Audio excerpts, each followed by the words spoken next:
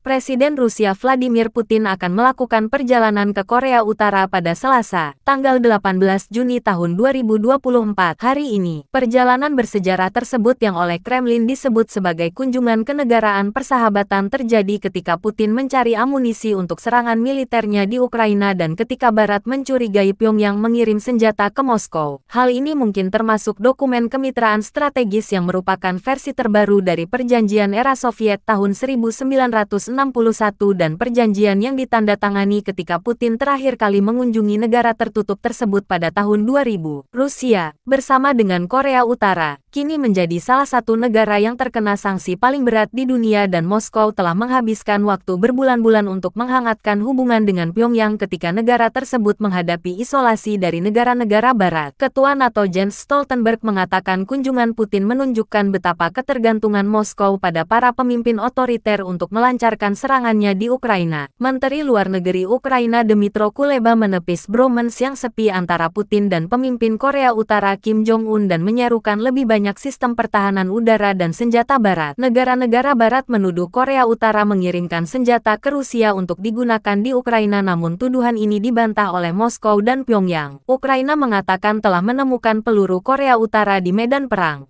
Gedung Putih mengatakan Amerika Serikat prihatin dengan hubungan yang lebih erat antara Rusia dan Korea Utara. Kirby mengatakan kekhawatirannya bukan hanya karena rudal balistik Korea Utara masih digunakan untuk menyerang sasaran Ukraina, namun karena mungkin ada timbal balik di sini yang dapat mempengaruhi keamanan di semenanjung Korea. Moskow, sebutan untuk ibu kota Rusia, mengatakan Putin akan tiba pada Selasa malam di Pyongyang, di mana ia akan menghadiri konser sebagai bentuk penghormatan sebelum menandatangani dokumen penting dengan Kim pada hari Rabu. Pemimpin Kremlin akan membawa delegasi besar termasuk Menteri Luar Negeri, Pertahanan, Kesehatan, Transportasi dan Ruang Angkasa, dan mungkin berbicara kepada pers bersama dengan Kim, kata Ushakov. Washington dan Seoul mengatakan Rusia telah memberikan bantuan teknis kepada Pyongyang untuk program satelitnya dan mengirimkan bantuan ke negara yang kekurangan pangan tersebut.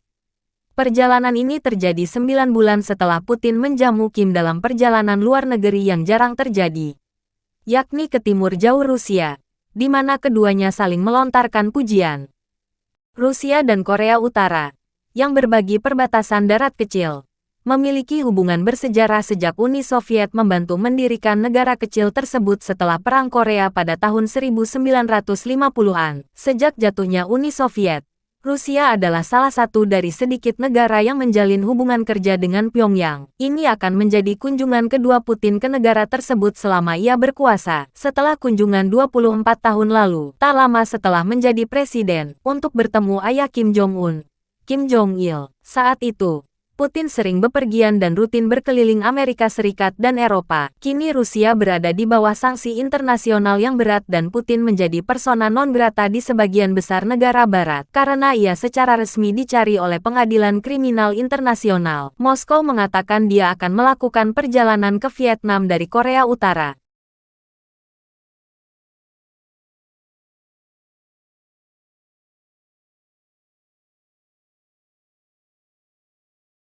Download Tribun X sekarang, menghadirkan lokal menjadi Indonesia.